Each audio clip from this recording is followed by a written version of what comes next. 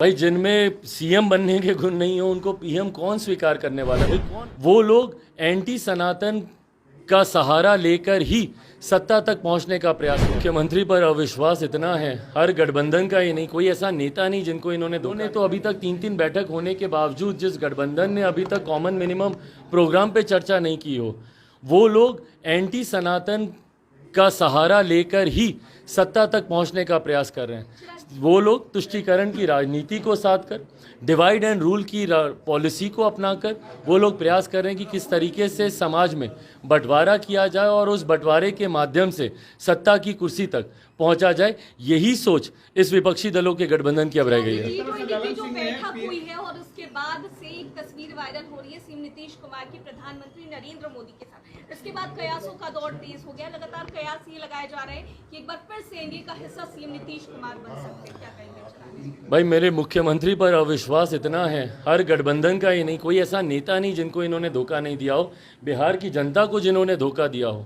तो ऐसे में ना कोई गठबंधन इन पर विश्वास रखता है, महागठबंधन को भी पता है कि कभी भी इनको धोखा दे देंगे, एनडीए को ये धोखा दे ही चुके हैं, बिहार की जनता को इन्होंने धोखा दिया। तो ऐसे में ना गठबंधन इन पर भरोसा करता है ना बिहार की जनता। ये बात हर गठबंधन जानता है कि जिस भी गठबंधन में मुख्यमंत्री नीतीश कुमार जी रहेंगे उस गठबंधन को इनके रहने का नुकसान ही होगा।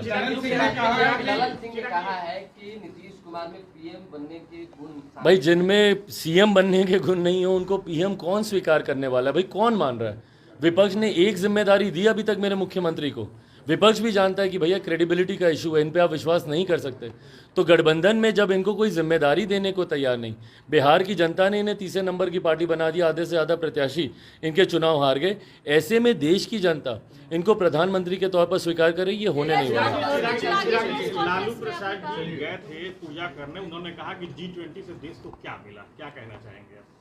भाई जिनको नहीं समझ में आया उनको शायद नहीं समझ में आएगा कि क्या मिला, पर जिस तरीके से राष्ट्रीय अंतर्राष्ट्रीय स्तर पर देश का मान सम्मान गौरव बढ़ा है, जो लोग इस बात की शायद कल्पना भी नहीं कर सकते थे कि इतना बड़ा आयोजन इतने भव्य तरीके से हमारा देश कर सकता है, उनको तो ज़रूर पता चला कि इस देश में कितनी क्षमता है और कितनी खूबसूरती से और कितनी सफलतापूर्वक इस कार्यक्रम का आयोजन किया गया। बट हाँ, ये जानना भी ज़रूरी है कि ये बड़े लक्ष्यों के लिए किया गया ये आयोजन है। ये सिर्फ चाय नाश्ते पे अलग अलग देशों के लोग आए बैठे चर्चा हो उस दृष्टि से नहीं है। G20 का गठन ही देश के बड़े दुनिया के लिए बड़े लक्ष्यों के सोच के साथ किया गया। इसमें अलग अलग देशों के नेता एक साथ बैठकर आने वाले समय में फ्यूचर ऑफ द अर्थ को लेकर चर्चा करते हैं, उसको लेकर, उसके प्रिजर्वेशन को लेकर, उसको कैसे प्रकृति को कैसे संभाला जा सके, इन तमाम विषयों को लेकर उस पर चर्चा होती है। उन तमाम एजेंडों पर इस बार भी चर्चा हुई, कई एजेंडों पे मुहर भी लगी।